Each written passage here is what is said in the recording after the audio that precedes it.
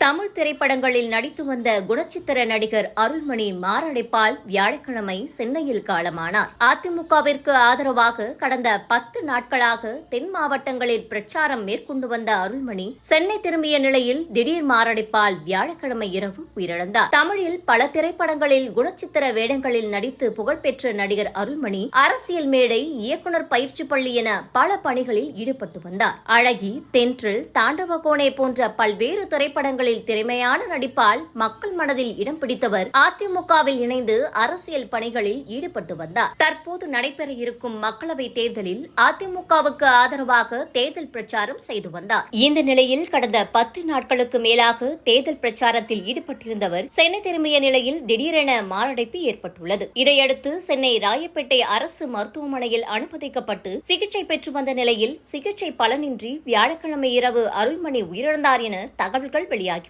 அருள்மணி இறப்பால் அவரது ரசிகர்கள் மற்றும் அதிமுக தொண்டர்கள் அதிர்ச்சியில் ஆழ்த்தியுள்ளது.